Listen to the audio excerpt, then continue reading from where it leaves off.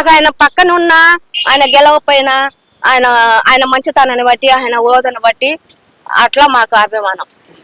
మరి ఈరోజు చంద్రబాబు నాయుడు గారి పాలన ఎలా అనిపిస్తుంది మీకు? మాకు ఆయన ఏమనిపించదు. మేము ఆయన ఎక్కడ ఉన్నా కూడా మీటింగులన్నా మేము వెళ్ళాం. మాకు అభిమానమే లేదు, మేము మాట్లాడాం. మాకు ఈయన అయితే ఓడిపోయినా మాట్లాడతాం. ఆయన మళ్ళీ ఒకసారి గెలుస్తాడన్నా మేము వెళ్తాం. మాకు అభిమానం. ఇప్పుడు జగన్ దగ్గరికి వచ్చారమ్మా, అసలు ఎందుకు వచ్చారు? ఆయన కలవడానికి వచ్చారా? ఆయన కలవటానికి వచ్చాం. ఆయన అభిమానము మాకు తెలిసి మేము వచ్చాము. ఆయన ఓడిపోయారని మీరు బాధపడడం లేదమ్మా? బాధ మాకు బాధ అయ్యా, మాకు కన్నీళ్ళు వచ్చినాయి, మేము ఏడ్చాం. మరి ఇప్పుడు చంద్రబాబు నాయుడు గారు ఏంటంటే జగన్ చేసిన 5 సంవత్సరాలు సర్వనాశనం చేశారని అంటున్నారు కదా.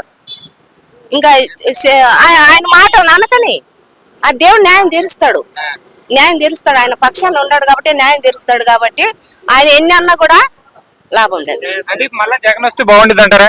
బాగుండి ఉంటది. వాళ్ళ నాన్న ఉన్నప్పుడు బాగానే చేశాడు. మరి ఆయన ఇదైనప్పుడు మేము కన్నీళ్ళు అన్నం నీళ్ళు లేకుండా కూర్చొని టీవీల కాడ కూర్చొని ఏడ్చామయ్యా.